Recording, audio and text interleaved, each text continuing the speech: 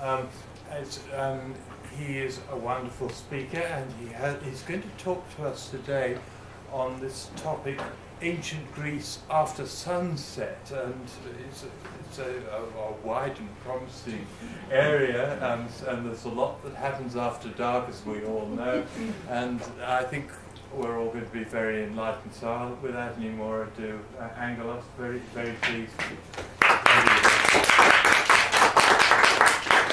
Thank you very much for the introduction. It's a little bit odd to talk about Greece after sunset at 1 o'clock. But do you want me to turn the lights out? We can turn the lights on. No. In Greece it is dark now. Let me begin with the good news. The good news is that the definition of the night is clear and simple. The night is the period between sunrise and sunset, or between dusk and dawn, and this definition is consistent. It doesn't change regardless of culture and time. It holds true for pharaonic Egypt as for 21st century Helsinki. What may differ is the duration of the night, depending on season and location, and also the way living human beings respond to the night differs depending on the species. This is the good news, that is, there is a clear definition of the night. The bad news is that everything else is different. There is no such thing as a universal perception of the night, although there may be some recurring themes that have to do more with darkness than with the night. Even within the same community, the perception of the night differs substantially. It depends, among other things, on age. Think of the infants, for instance, that perceive the night in a different manner, and of course their parents also do.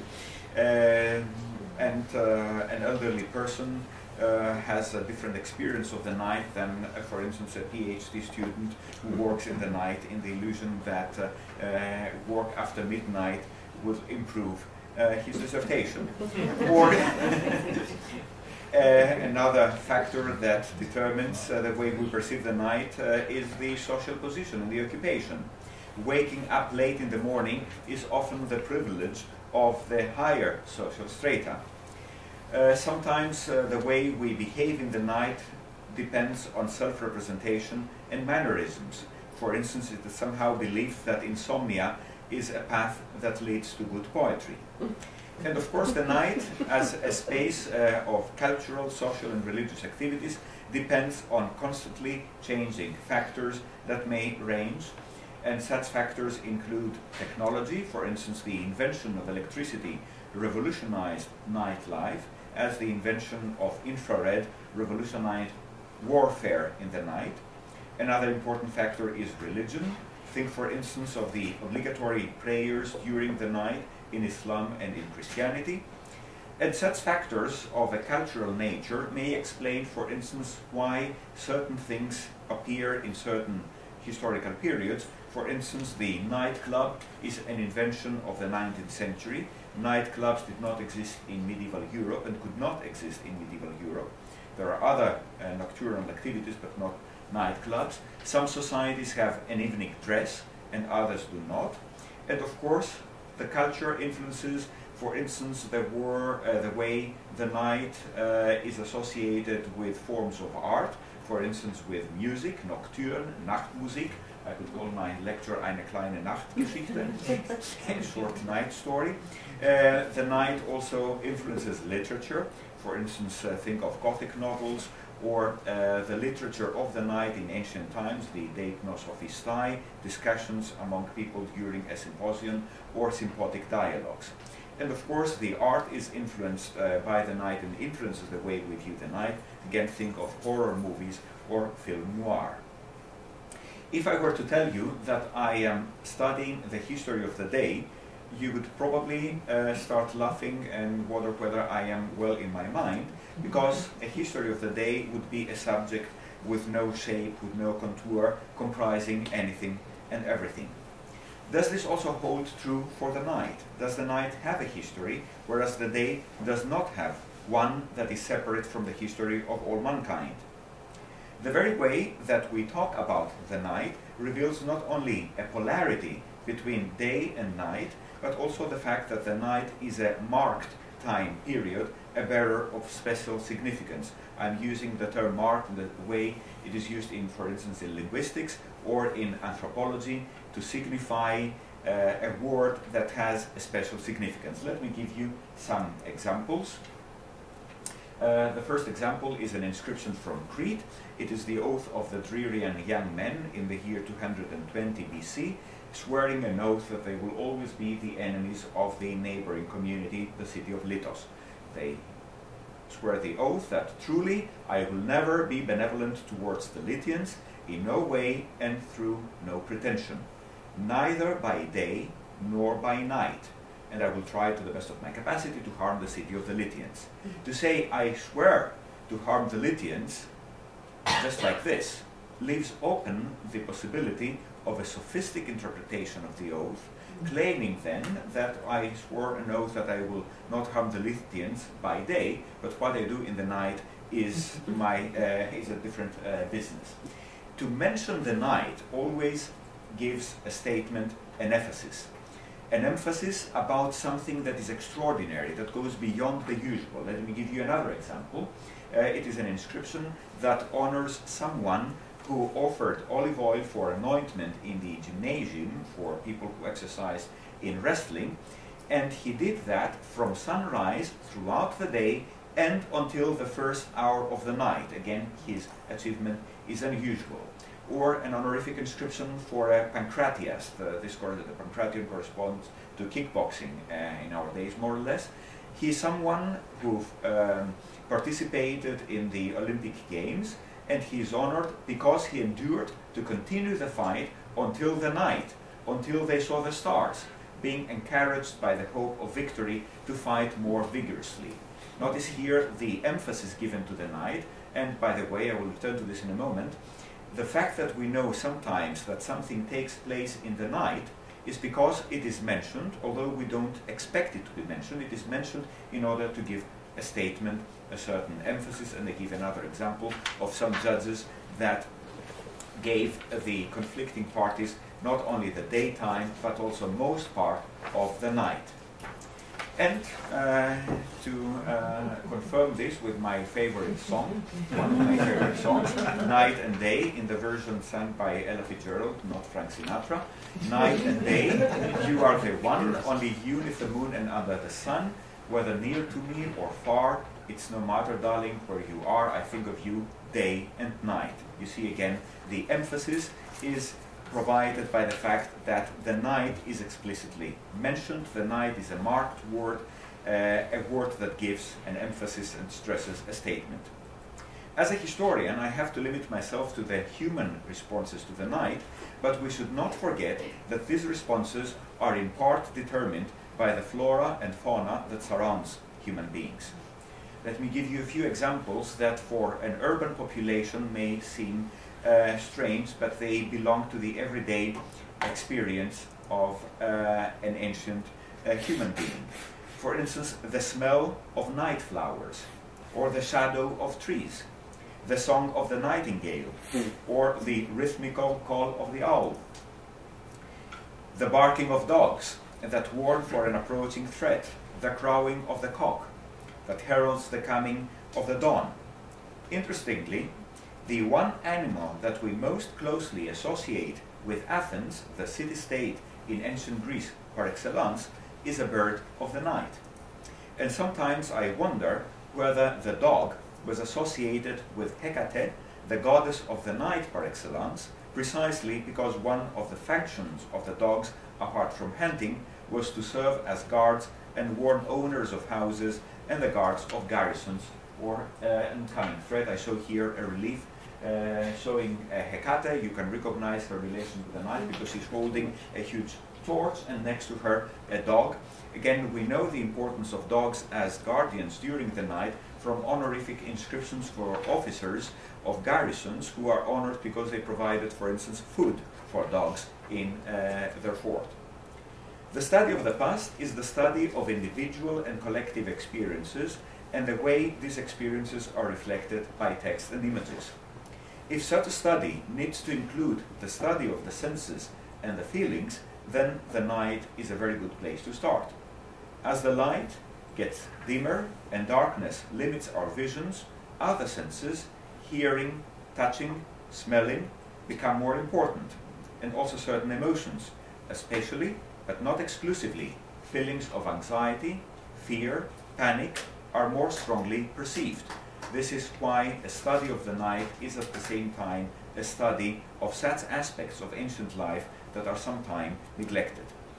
Of course, the humans are creatures of the day, and most human activities studied by historians and archaeologists are daily activities. We perceive the ancient world through such activities, for instance, debating in the assembly, fighting in the battlefield, creating art, going to the theater, sacrificing in a sanctuary, training in the gymnasium, going to the marketplace, the agora, or working in the fields. When we think of a Greek cemetery, we do not think of sound and light happenings, but of temples, statues, and other dedications.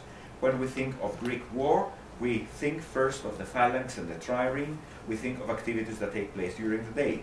When we think of Greek women, we envisage them in their household activities. And there are good reasons to continue doing so, but no history of Greek culture, society, religion, and literature can be complete if it doesn't consider the night as well. A couple of examples: the sea battle of Salamis, for instance, was won during the day, but it was won during the day only because Themistocles, the night before, sent his servant, his slave, to the Persian king in order to trick him and provoke the attack that ultimately destroyed the Persian fleet. When we study the campaigns of Alexander the Great, we have Alexander the Great in our mind, launching an attack on his horseback and so on, and we forget the meetings of Alexander the Great with his officers in the night camp, arguing with Parmenion and so on. Every battle that is won in the day is won in the day because some discussions took place in the night. The Greek sanctuaries are primarily places of daytime activities, and some sanctuaries were closed and not accessible in the night, as many temples were only opened on festival days. But sanctuaries that attracted visitors either because they were famous oracular sites, such as the sanctuary of Apollo at Delphi, or because of the organization of contests, such as Olympia, because of the Olympic Games, or because they were healing places, such as Epidaurus, not only had facilities that accommodated visitors during the night, but sometimes cultic activities took place during the night. For instance, when you visit the sanctuary of Apollo at Delphi, you immediately recognize the big temple of Apollo, the theater, but one tends to neglect the small building that I have put within a circle here in the corner of the sanctuary, which is the Cnidian Lesche. It is a building that was used for banqueting in the night by the Cnidians. Let me give you some more examples of sanctuaries in which we have facilities that were used during the night, and this is of course important for the archaeology of the night. The sanctuary of Olympia, there is a big building, the so-called Leonideion, which was used for the accommodation of pilgrims in the sanctuary. In the sanctuary of Asclepius in Epidaurus, one of the biggest buildings, this building here, the so-called Abaton, was used by pilgrims who spent the night there in the so-called incubation, expecting to see a dream in which Asclepius appeared and revealed the way they would be healed from their disease. Or the sanctuary of Artemis in Brauron. It is connected with an initiation or a ritual for young girls, or rite of passage, and these young girls, here represented in statues that were found in Brauron, had to spend some days in the sanctuary, and of course the question where they spent the time, perhaps in such a building as a stoa that has been excavated there. From primeval times, when artificial light was the fire burning in a cave, primarily to give warmth and to protect from wild animals, and nocturnal activities were limited, the main function of the night was to provide time for recreation and rest. Activities of the night are the joint consumption of food, storytelling, singing and dancing around the fire, watching the stars and the moon phases, having sex, sleeping, and dreaming. And unsurprisingly, these are precisely the activities that one most commonly associates with the night in the ancient Greek world, as far as we can judge from research on related subjects. Main themes of research and main nocturnal activities that have already been discussed, sometimes very extensively, include the symposium, that is, eating and drinking together. Only men attend the symposium as those who enjoyed it. Women attend it, but because they have certain jobs to do, and it's of course an elite activity in certain historical periods. And of course the symposium is connected also with ephemeral poetry, with politics, discussion of political matters and philosophical discussions. Another matter that has been studied extensively in connection with the history of science is astronomy and astrology. I show you here representation of the zodiac, representation of the stars and the crescent moon and the mechanism of Antikythera. Other aspects, and I show here more or less imaginative reconstructions of the lighthouse of Alexandria.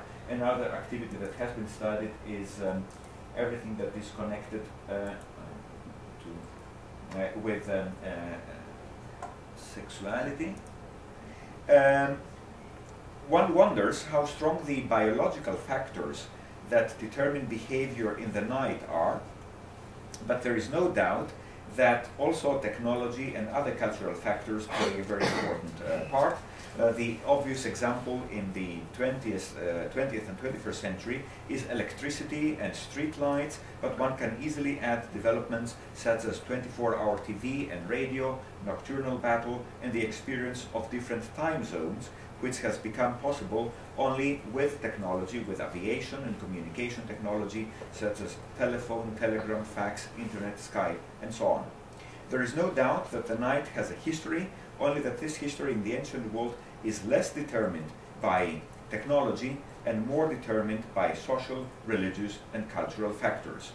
Some factors that of a technological nature that influence the perception of the night include the lighthouses, the invention of new types of lamps, and astronomy, for instance, that makes navigation easier. A study of the night in Greek antiquity cannot aim to compile an inventory of all activities that take place or may take place in the night, but such a study has to start from such an inventory. For a simple reason: real-life experiences in the night and of the night influence also the way we perceive the night. And changes in activities at daytime and in the night reveal the factors that determine these changes. For instance, if you expect a pirate's attack in the night, this will immediately associate the night with danger, with panic, fear, and so on.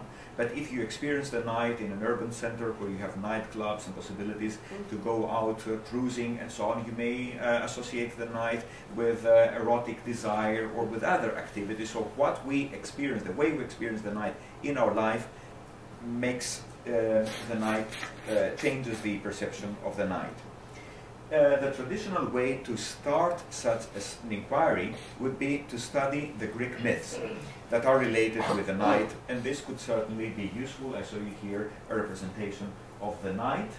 Nyx, represented with wings. Here is her horse, because of course the night, exactly as the sun, moves on the sky in order to follow the course of the exchange of day, of light and darkness.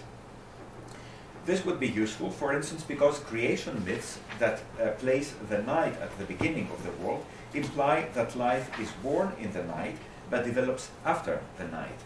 The myth of Cellini, the moon goddess falling in love with Endymion, reflects aspects of sexual desire but also the crossing of boundaries that separate what is permitted by the norms and what is not. Endymion has to fall into an eternal sleep. Also changes in the way the same myth is narrated, the development of always new versions is an important indicator of changing perceptions. But usually myths as traditional stories are much slower to reflect change, and sometimes they remain as fossils of past perceptions in a changed world, as intentional archaisms and expressions of nostalgia. As a historian, especially as a historian of the Hellenistic world, I'm both more competent and more interested in real life and real life experiences. In this seminar, I cannot present an inventory of activities, but I will try to give you a sense of the diversity of such activities. And then I will proceed to the discussion of very few selected questions.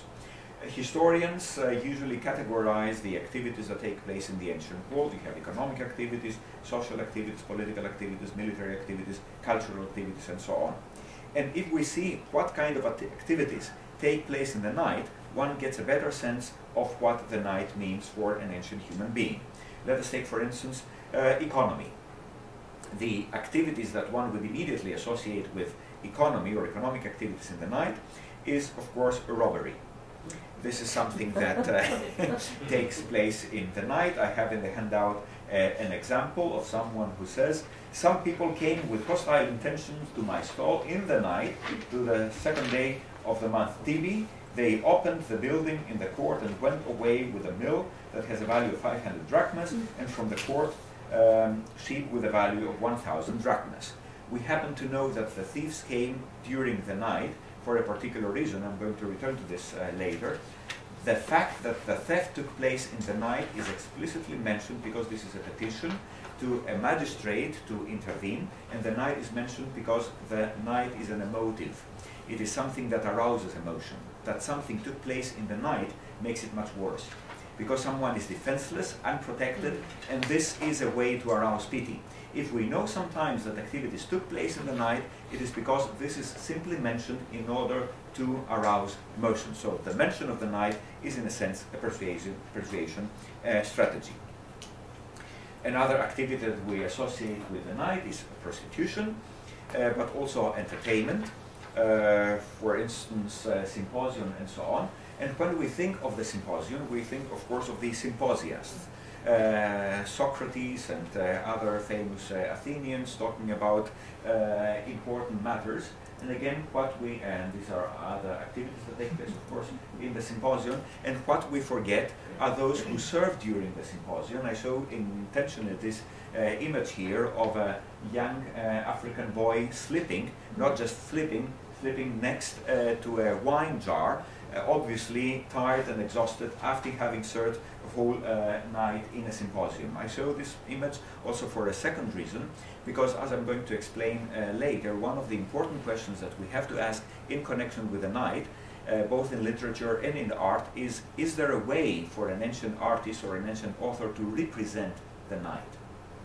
Sometimes it is impossible to represent the night, but one gives a hint that an activity takes place in the night by inserting an object, for instance a torch, or in this case the jar, or by representing a human being as sleeping, and then we immediately associate, or an ancient spectator of such an image would associate it with the night. When we think of economic activities in the night, of course we tend to forget that fishing also takes place in the night, particular forms of fishing, and also navigation is important in the night, not in the Aegean Sea, when you travel, having the possibility to look at the next island or sailing along the coast, but when you are in the open sea, because you can only have orientation by looking at the stars when you're traveling in longer distances. If we move to the area of society, a few examples of social activities that take place in the night, again the symposium, but also the symposium in particular forms, that is the joint banquets. For instance, the Syssitia in Sparta, the joint meals of the Spartans take place in the evening and the night, or the Andrea on Crete. But also other social activities take place in the night, such as weddings and funerals. Again, we have such indications because of the representation of torches. Weddings and funerals are of course associated with transitions, transition from one status to another, transition from life to death, and we're going to see that very often the night is associated as a perception with transition, precisely because everyday time activities of a transitional nature take place in this time of the night. What may also take place during the night as a social activity is writing on the walls, graffiti for instance. This was the subject of my lecture yesterday here, a representation of a funeral. I do not believe that all funerals took place in the night. If sometimes we have information about the fact that it is not allowed to hold a funeral before the darkness comes, it is because some people were not doing this. They were using the day for the display of power, for the display of wealth, and this is why we have regulations against funerals at daytime. Let's move to the area of political activities. Of course, political activities should not take place during the day.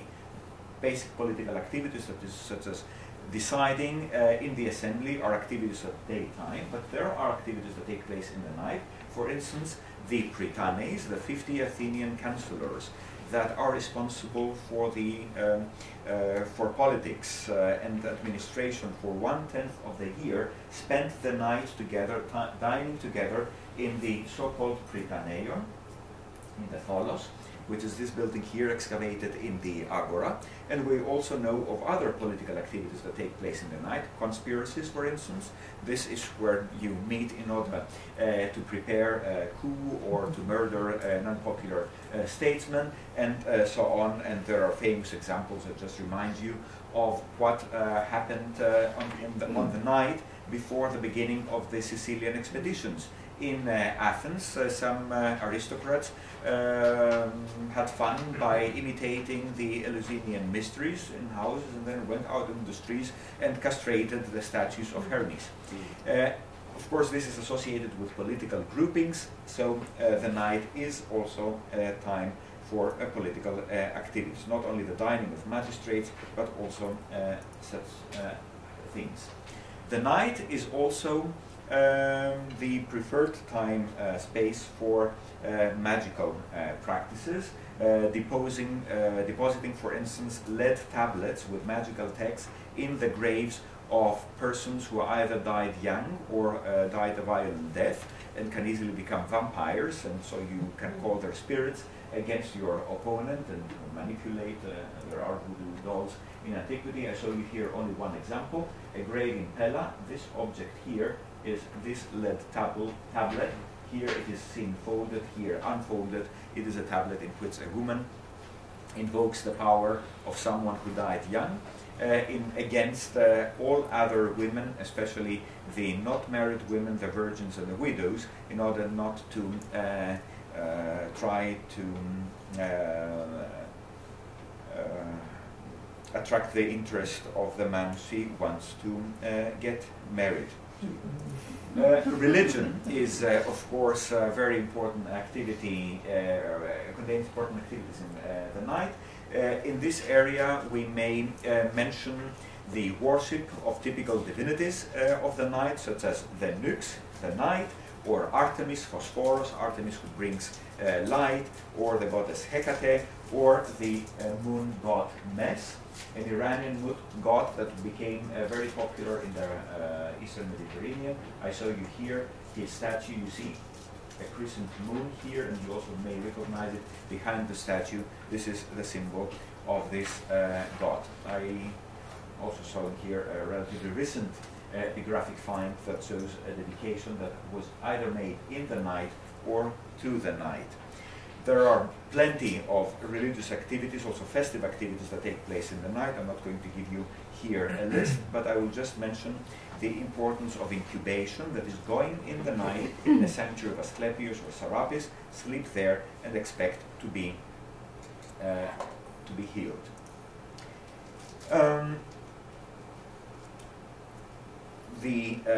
Or mystery cults, for instance, also take place in the night. Military activities are usually associated with the day, but we know of a lot of cases in which activities, sudden attacks and so on, take place during the night. As regards culture, very briefly think of dreaming, and of a particular type of dream, the so-called epiphanic dream, in which you have the impression that a person of authority appears next to your head and reveals something important or gives instructions. This is a type of dream that is very common in hierarchical societies. I have never seen such an epiphanic dream. This doesn't necessarily make me into a worse human being, but this is something that characterizes certain cultures.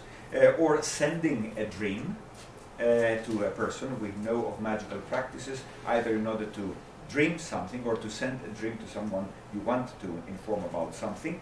Also think of insomnia or the wakeful writer, especially in Hellenistic and Latin literature. I show here an image that reflects these practices in incubation. You see someone by the name of Archenos, who was obviously suffering from a disease on his shoulder.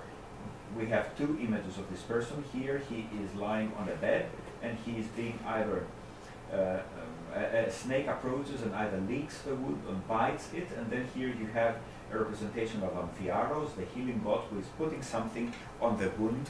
This is two aspects of the same process. One is the vision that he saw during the incubation, the other is the actual healing practice.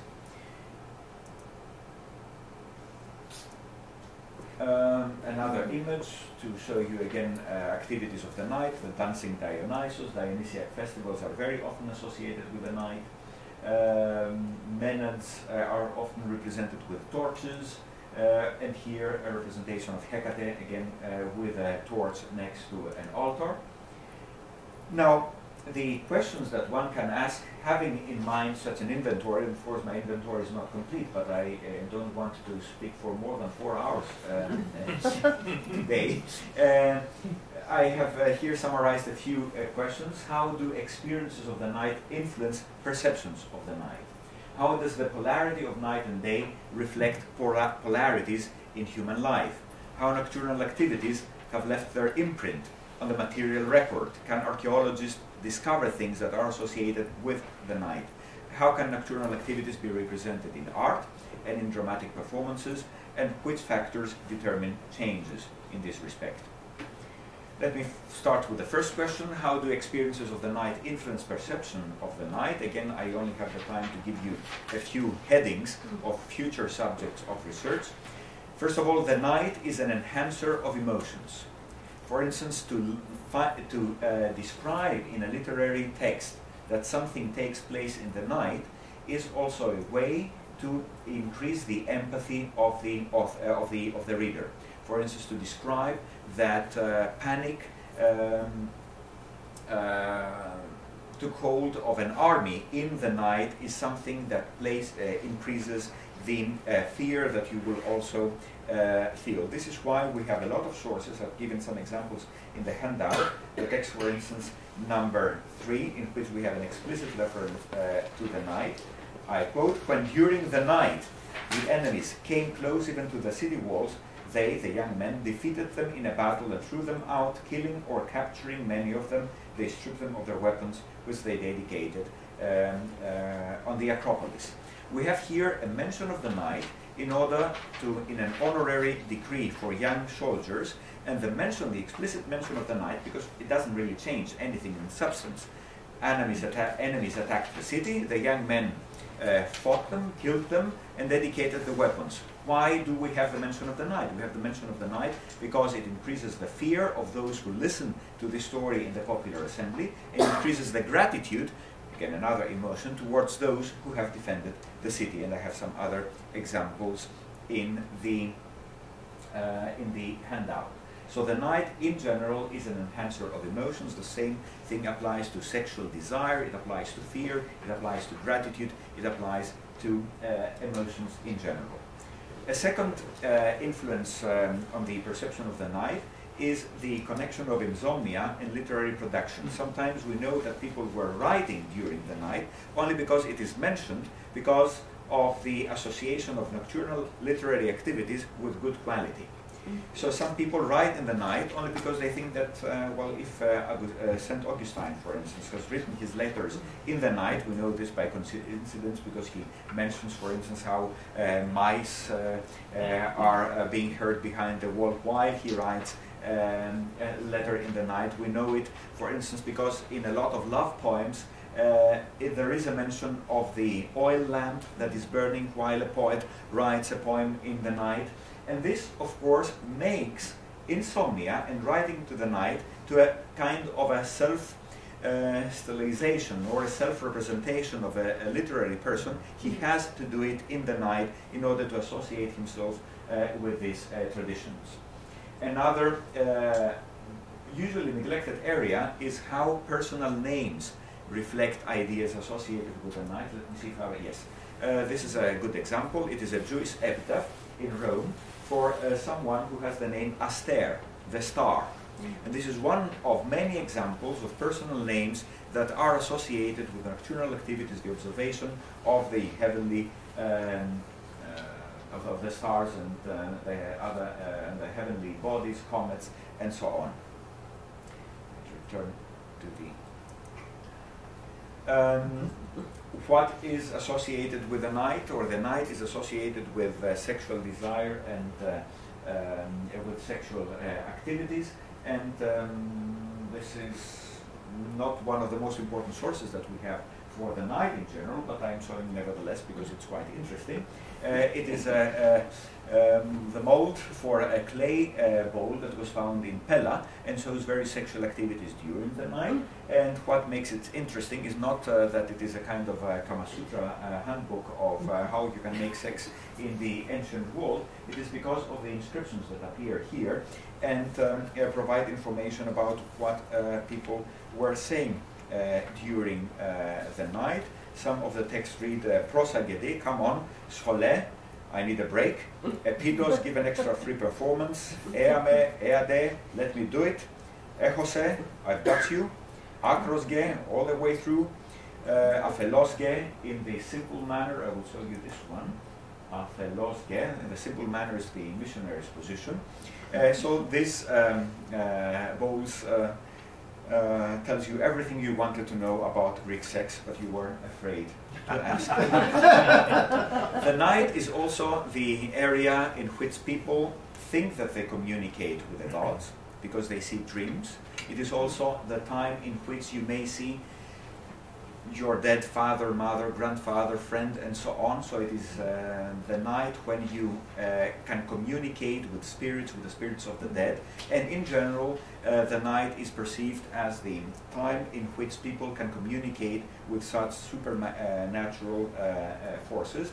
This is why a lot of oracular activities take place during the night. Again, I have a text in the handout that demonstrates this. This is the text number 9 in the handout, a very early oracle, or around 500 BC, in which Apollo says, bring a sacrifice to Artemis, as I told you last night. And this is an indication of the fact that the oracular response was given during the night. Another important area where we have perceptions that are influenced by experiences of the night is the night and the afterlife. We associate the night not only with the darkness, but in a different forms also with the night. The next text is relevant, the text number 10. It is the epitaph for a young boy, and the boy is presented as speaking from the grave. This is a technique that we often find in ancient grave epigrams, which is a consolation technique. When the dead speaks from the grave, and you listen to the voice of the grave, of course not the dead person speaking. We manipulate the voice of the dead person. The dead person is dead, saying nothing. But you present the boy telling what you actually want to hear.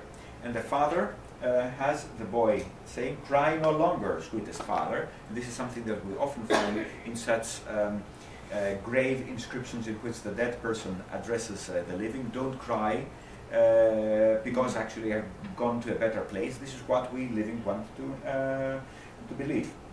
And then he says that an eagle, Zeus's assistant, snatched me away and placed me next to the morning star and the beautiful evening star. For this reason, Father, stop shedding tears and offer me a sacrifice. We can imagine, and we have several other such epigrams that mention the fact that the deceased person is a star in the sky. We can imagine this father, when entering the house late in the night or leaving the house early in the morning, turning his gaze on the sky and trying to recognize his dead son among the stars. Again, this is an experience of the night that we usually do not think of. It has never been mentioned, for instance, although many people have studied epigrams that are connected with katasterismos, with the transformation of people into stars. Another important subject of a study of the night is the study of how the polarity of the night and the day may reflect polarities in human life. Let me give you a few examples. The example of debate. We associate debate with a popular assembly or with a marketplace. These are places that are visited at daytime. Actually the assembly has to be interrupted when darkness comes. We know this from historiographical sources. Sometimes statesmen just talked and talked and talked in order to avoid a vote on one particular day until darkness comes, and then the popular assembly is interrupted. But debates also take place in the night. There are debates of a different kind. There are debates in a smaller circle, often the circle of the elite or the circle of conspirators.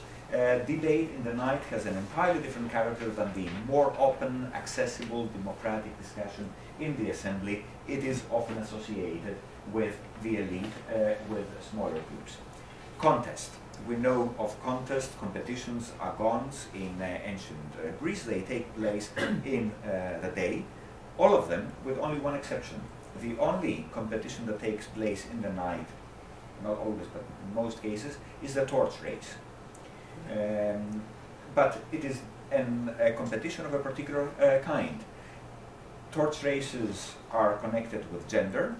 Only men participate in torch races. It is connected with age. We only have torch races of boys. And it is associated with status. We only have torch races of persons of citizen status, that is not foreigners, and so on. So it is something that is connected with status. Let's have a look at the battle. We have, of course, war activities during the day. Activities of soldiers in the night are associated either with the periphery of the Greek world, for instance, the Cretans, the Aetolians, and so on. That is, people living in the periphery of the Greek world are those who are associated with attacks during the night, with ambushes, and so on. And it's also an activity, and again we come to the association of the night with transitions. It is activity of young men, of Thebes, serving in the army. They are the ones who fight in the night. The dance. We have dance during the day, choruses of boys and choruses of girls. There are dances that take place in the night, but they're of a different kind. There is the dance of the dancing girl in the symposium, or the panichis, the dance during the night, and it is connected with celebrations of women, again women of a particular age and a particular status. Prayer. The prayer of the day is a prayer in order to get assistance. The prayer in the night is a prayer in order to harm other people. So it is connected with the polarity between harming and causing damage. Another important subject is how nocturnal activities have left their imprint in the material record. There are some usual suspects, such as beds and lamps and so on, but there are also other important subjects that archaeologists should study, such as accommodation in sanctuaries. Where are the places where pilgrims stayed during the night? Lighthouses. Not every square building that is excavated is necessarily a building of cultic activities, as a lot of archaeologists tend to think. Some of them may be, of course, or not everything is a fort. We know, for instance, of the importance of fire signals during the night as a form of communication. Fire signals require facilities. They require a building from which you can send the light signal to the next so-called frictoria. And also banquet facilities. We know, for instance, that in Crete, one of the most important social and political activities are the so-called syssitia that took place in the Andrea, in the men's houses, in all Cretan cities, and this is an institution that continued until the coming of the Romans, until 67 BC. Where are the Andrea? A lot of excavations have taken place in areas in classical, earlier and Hellenistic cities, but only one building has been convincingly identified with an Andreion in the excavation at Azorias. In eastern Crete, there is a big building complex where dining vases and so on have been discovered, and one can associate it with dining activities. But when you imagine that the largest part of the population in a Cretan city participates in such banqueting, then an obvious thing to look for during an excavation is to identify such a building.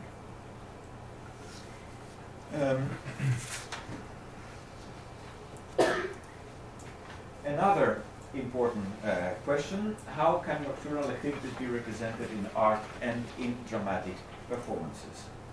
I show here a painting by Frederick Leighton, who was fascinated by the particular color of the sky in the moment in which the moon rises. This is something that a Greek vase painter cannot represent. This is something that cannot be represented in sculpture. It may have been represented in paintings, but we don't have them. Sometimes we only have their copies in the form of mosaics, but it is something that is not characteristic of ancient art. So in order to represent nocturnal activities of the night, an artist needs to use other media. One of them is simply the context. We know, for instance, that the sack of Troy took place during the night, the Trojan horse and so on. So all the scenes that represent the sack of Troy in Athenian, and not only Athenian vase painting, such as, for instance, the killing of Priam on an altar, or the killing of women, the raping of a woman who embraces the statue of Athena and so on. All these images are associated not by the modern viewer. The modern viewer just sees the killing, but are associated by the ancient viewer with the night and all the negative feelings that go with it here, a representation of the Trojan horse. Another indicator of the night is the use of the torch or of other objects that immediately indicate that a scene takes place in the darkness. But in some other cases, we have very famous works of art that are actually representations of nocturnal activities. This is obvious for an ancient viewer, but not obvious for a modern visitor of a museum. I show here the old drunk woman who is exhausted after participating in a nocturnal celebration, probably of the festival of La Genophoria in Alexandria, and the sleeping satyr in the Glyptothek in Munich. Again, an image that one may associate with the night. What about literature? What about the drama? We know that a lot of ancient tragedies and also comedies take place in the night, but the theatrical performances are shown during the day.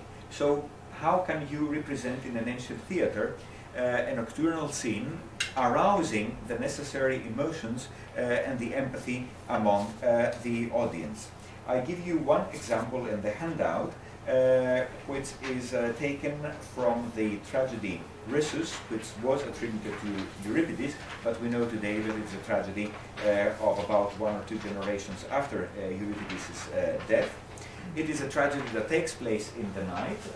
It is the story of the Thracian king Rhesus, who is killed while he is dreaming and sleeping by Diomedes, who steals his horses. So in the very first verses of this tragedy, you see, I have underlined the words, a very large concentration of words that are etymologically connected with nix, niktos, nikton, nikton, niktegorian, nichian, and so on. In just 20 lines, you have 5 or 6 times a repetition of the word night, which linguistically informs the audience that this is a scene that takes place in the night. Another technique that is applied by the poet are the very short sentences that indicate confusion. There are a lot of people who are speaking at the same time with very short phrases. This is something that can happen in the night. You don't have long speeches by an envoy or something like that. You have these short statements by a lot of people, and you even have the total confusion, which is shown by the word that the chorus says to Hector. Hector is, of course, the commander, and the chorus says, Tharsei, have courage. This is impossible. A soldier can never tell his commander, have courage. This is what a god tells to human beings. This is what an officer tells a soldier, not vice versa. The fact that we have a reversal indicates, again linguistically, the confusion in the darkness, and this is what a poet with such media can transmit to an audience. Finally, my last questions. What are the factors that determine changes both in real-time experiences of the night and in perception of the night. I have selected here the unusual factors, that is the factors we wouldn't immediately think of. One of them is the mobility of women. The night changes dramatically in the Hellenistic period for a series of factors, because of the mobility of women, because of benefactions, because of private associations, and because of religion. Women are more prominently represented in the public space in the Hellenistic period. We know of nocturnal activities in which they participate, and this of course makes necessary measures for the protection of women who are out in the streets during the night. This is also reflected by the law, exactly because there is a greater sensitivity towards crime in the night and security and safety in the night. We have the introduction of new institutions that did not exist earlier. For instance, the existence of a nektostratigos, a general of the night. This did not exist in earlier periods. Of the gynaikonomos, the man who is in supervision of women, appears in most cities in exactly the same period in which we have niktostrategoi, that is generals of the night. We have also supervisors of women.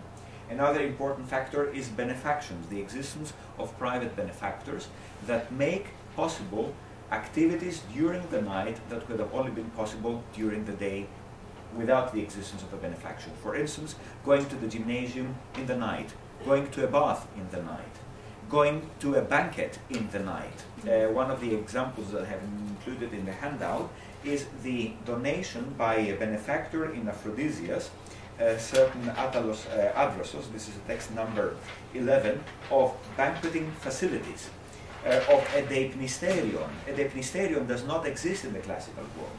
It exists from a certain period as a huge banqueting facility in which you can accommodate the largest part of the population.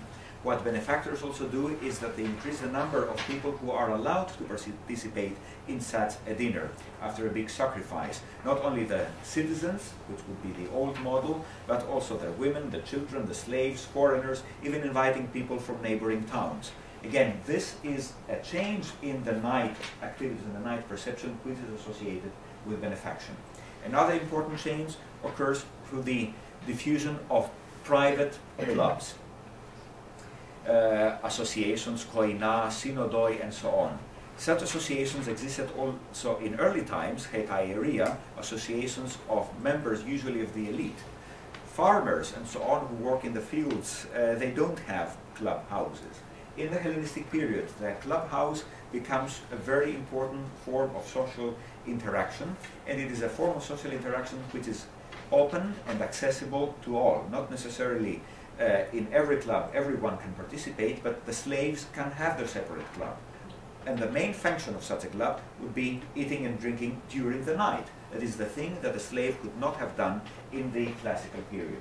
And finally, the diffusion of mystery cults, the popularity of mystery cults, changes also activities during the night, because a lot of mystery cults are associated with celebrations of light and darkness. And of course, this can take place during the night. Again, we have a lot of information. I give you one example, the text number 16, the endowment of a benefactor, who makes sure that his endowment is going to be used for the distribution of bread at midnight. This is a unique text and absolutely unthinkable in the period before the Hellenistic period. Again, you see how religious activities become prominent. It's also interesting to note that when Pliny, as a governor in Bithynia, was interested to find out what are these Christians, what on earth are they doing, one of the first things that he was that he found, this is the last text on the handout, number 17, is that the information from some Christians, they asserted that the sum and substance of their fault or error had been that they were accustomed to meet on a fixed day before dawn. So what makes the Christian a Christian is to meet in an unusual time before dawn and then have prayers and distribution of meat and so on.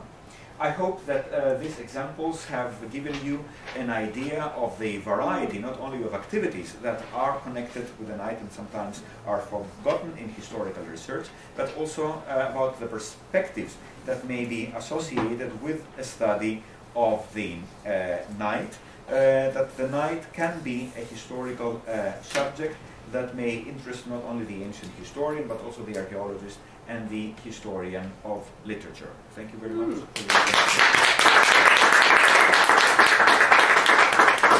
I just ask the first question, which is about marriages and marriage tortures. Do you think marriages were commonly held at night, or are the tortures rather to do with the transitions that are occurring? What's your position on that?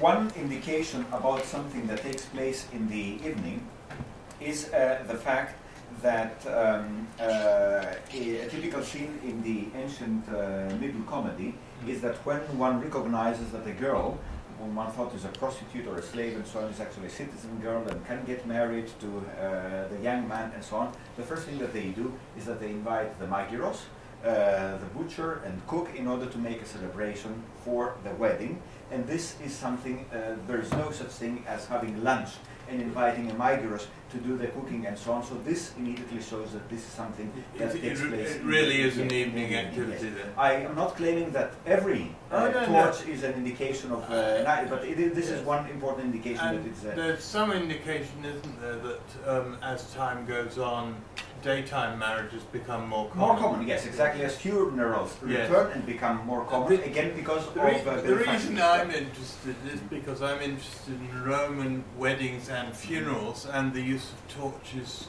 for both purposes, and I suspected that in the Roman case the torches are mostly symbolic rather than related to the time of day. Yes, no, but sometimes there are also remnants of something that took place in the night, exactly, and then it was moved, the celebration was moved daytime, but you still continue to hold exactly the same object that you held when it took place in the that all makes good sense.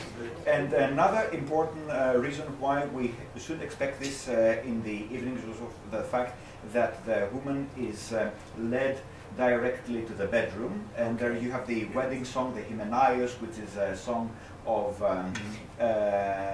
defloration, more or less, and also the fact that the day begins at dawn.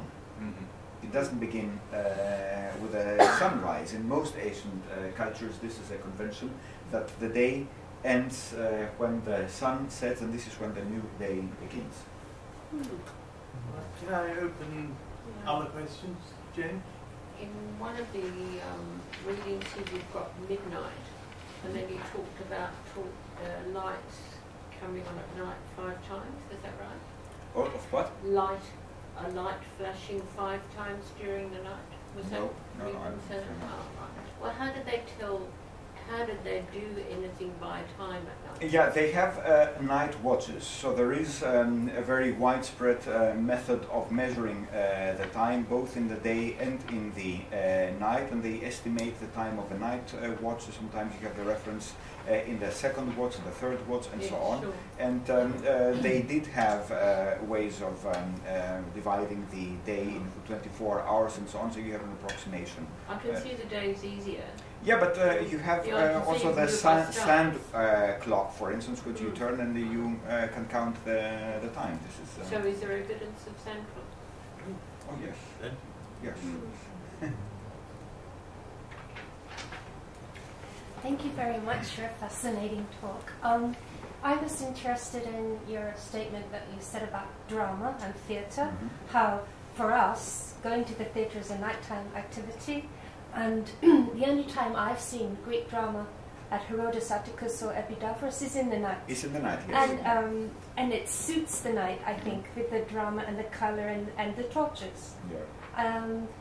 So how sure are we that there were no performances at night, that they took place in the day? This is part of the celebration of the Dionysiac festival, and it begins with a sacrifice to Dionysus early in the morning, and then you need the whole day. This is not something that you can do in the night, because you have performances of 3 dramas and the satyr play and so on. This takes several hours, and this is outside in the open space. I do not recall any reference that a theatrical performance ever took place in the evening, but there may be something in the imperial period. But the classical drama in Athens is an activity of daylight. So you mean in late antiquity they could have? I said I don't recall any evidence for this, but I cannot exclude it because this is a project that I have not actually even started. So you seem slightly more interested in archaeological evidence than in literary evidence, but are you collecting literary evidence? No, actually, the only reason that I showed archaeological evidence is because I'm visiting professor of the Archaeological Institute. So, and during my lectures in Australia, of course, I often have mixed audience consisting both of archaeologists and so on. No, I think that the starting point has to be the literary evidence, although for the beginning of my research, and this is what characterizes most of my research, I usually start with inscriptions and papyri, because they are a more direct reflection of more ordinary people and their ordinary activities.